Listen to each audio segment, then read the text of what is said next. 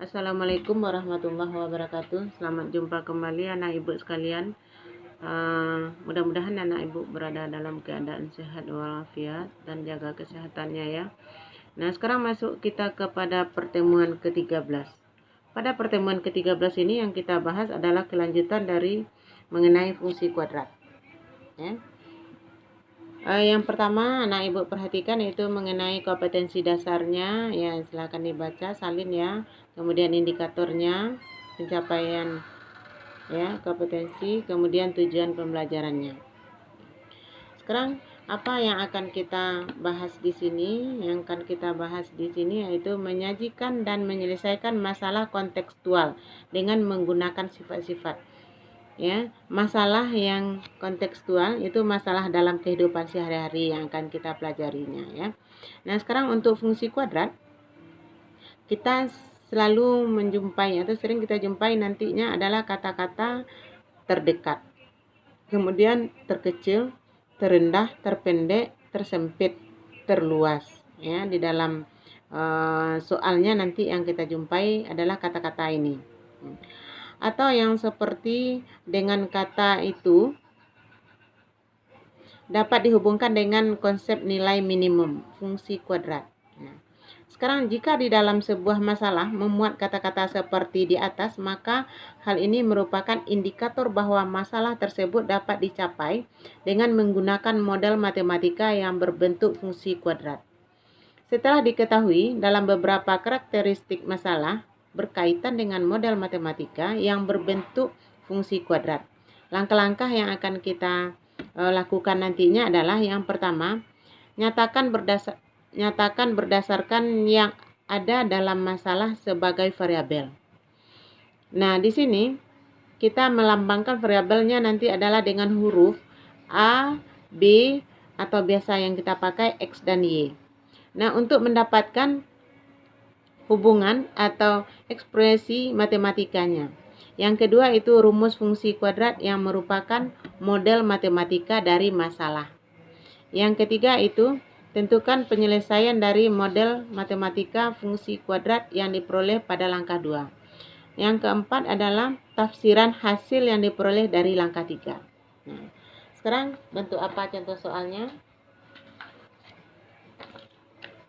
Sekarang kita lihat untuk contoh soalnya. Yang pertama, jumlah panjang sisi tegak dari suatu segitiga siku-siku sama dengan 16. Hitunglah luas terbesar. Nah, sekarang ini kata-kata terbesar dari segitiga tersebut. Nah, sekarang kita jawab. Untuk menyatakan besaran variabel, ya, sebagai variabel, kita misalkan panjang sisi tegaknya X dan Y. Ini variabelnya dengan huruf tadi kita pakai X dan Y. Sehingga diperoleh hubungannya seperti karena jumlah tadi, jumlah sisinya itu adalah 16, berarti X tambah Y-nya sama dengan 16. Untuk Y saja sama dengan 16 kurang X. Ya.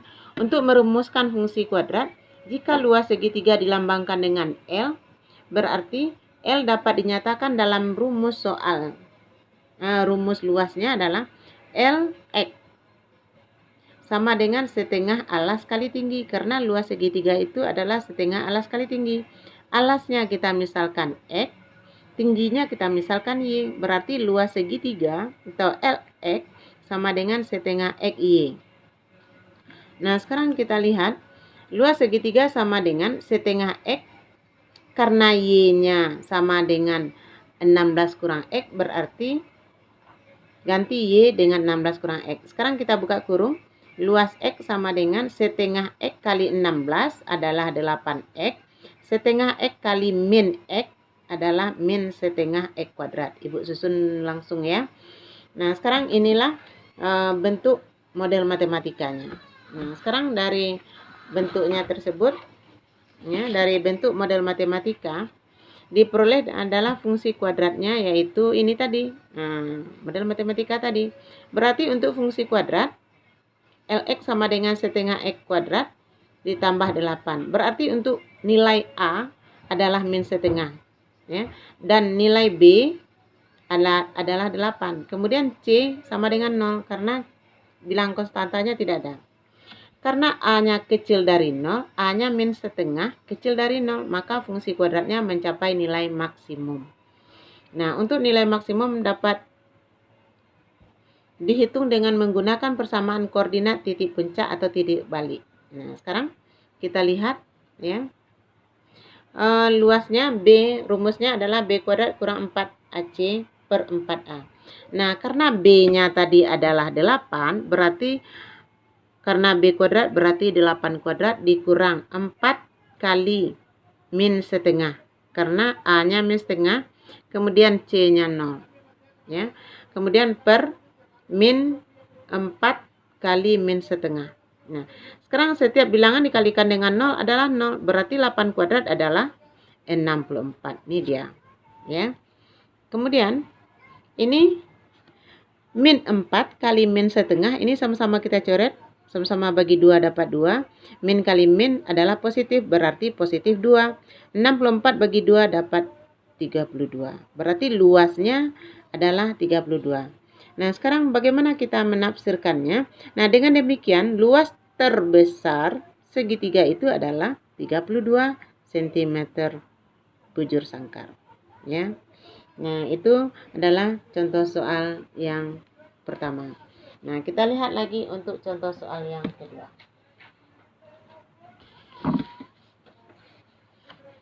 Ini contoh soal yang kedua. Pada contoh soal yang kedua, itu sebuah peluru ditembakkan ke atas, tinggi H meter, ya, kita misalkan tingginya H meter. Peluru setelah bergerak selama T detik. Jadi saat T detik kita misalkan untuk T ya, dinyatakan dengan HT sama dengan 30T kurang 5T kuadrat. Berarti ini adalah fungsinya. Berarti HT ini sama dengan Fx pada fungsi kuadrat. Berarti X-nya sama dengan T.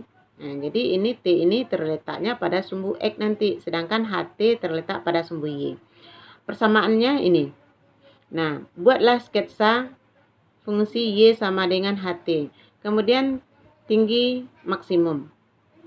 Ya. Kemudian tentukan selang waktu ketika tinggi peluru itu 25 meter.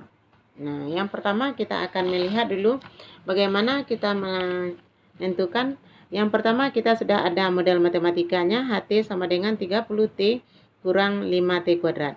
Untuk titik potong terhadap sumbu T atau titik potong terhadap sumbu X, maka Y-nya sama dengan 0 atau HT-nya sama dengan 0.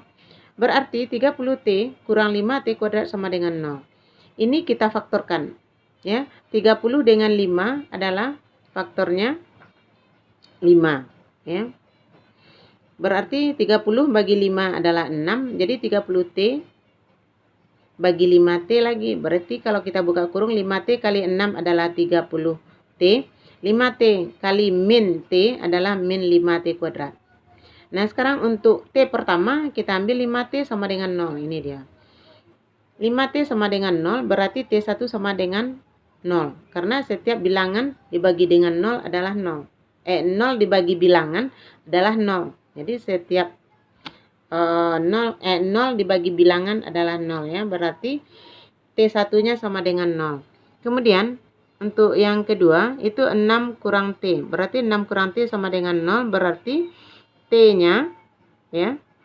T-nya sama dengan 6. Yang kita ambil T2 6, T1 0. Maka titiknya untuk titik potong kita 0,0. Kenapa 0,0? Karena Y-nya sama dengan 0, T1 0. Kemudian lagi 6,0. Kenapa 6,0? Karena T2-nya 6, Y-nya 0. Berarti 6,0. Nah, sekarang karena kita disuruh menggambar ya, membuat sketch, kita perlu lagi sumbu simetri. Rumusnya T sama dengan min B per 2A. T ini sama dengan X ya. Berarti min 30 karena B kita adalah 30, min 30 per 2 kali min 5 karena A kita min 5. Berarti dia min 30 bagi min 10 dapat 3. Nah, ini T. Kemudian untuk nilai maksimum, nah berarti HT T-nya kita ganti dengan 3 karena di sini dapat 3, berarti 30 kali T tadi, 30 kali 3 dikurang 5T kuadrat, T-nya 3 berarti 3 kuadrat. Nah, 30 kali 3, 90 dikurang 9. 3 kuadrat adalah 9 kali 5 adalah 45, berarti 90 kurang 45 dapat 45. Berarti nilai maksimumnya adalah 45. Kemudian kita ambil gambarnya, ya, kita ambil gambarnya. Berarti di sini adalah titik baliknya. Titik baliknya adalah kita dapatkan 3,45. Ya, ini titik baliknya.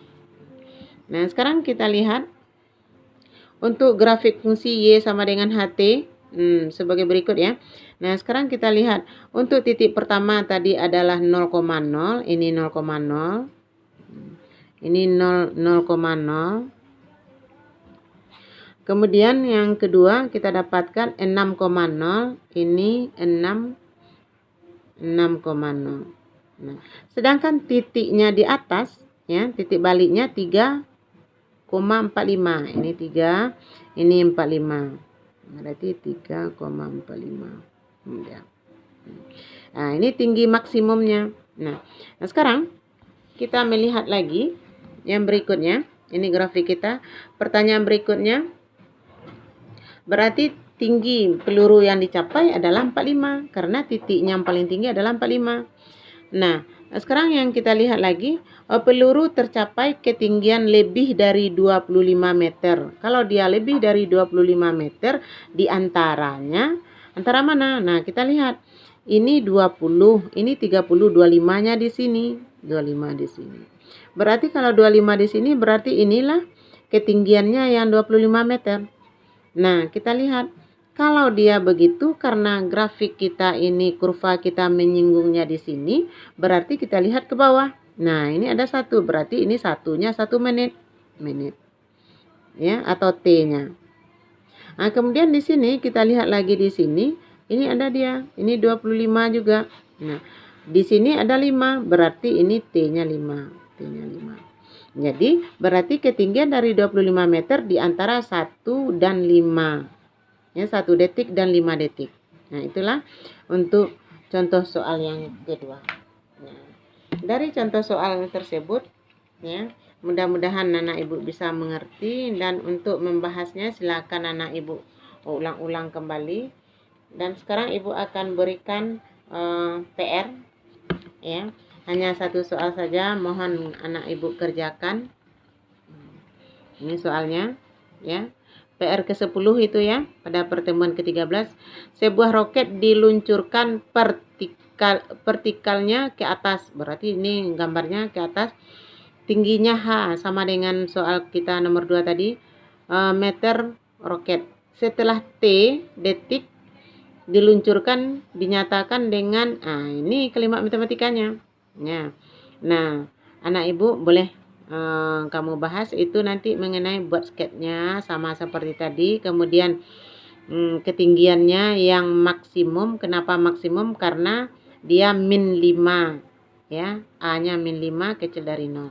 Kemudian tentukan selang waktu ketinggian roket mencapai lebih dari 60 meter. Jadi setelah itu kamu lihat grafiknya di 60 itu berapa, ya.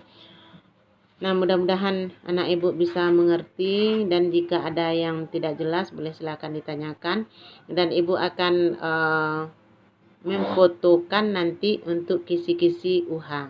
Kita akan UH setelah pertemuan ini. Pertemuan besok kita UH. Anak ibu silakan pelajari kembali mulai dari persamaan kuadrat, ya, dari persamaan kuadrat sampai ke fungsi kuadrat. Kita UH. Silakan anak ibu belajar. Jika ada yang tidak jelas boleh silakan ditanyakan nantinya. Ibu akhiri. Assalamualaikum warahmatullahi wabarakatuh.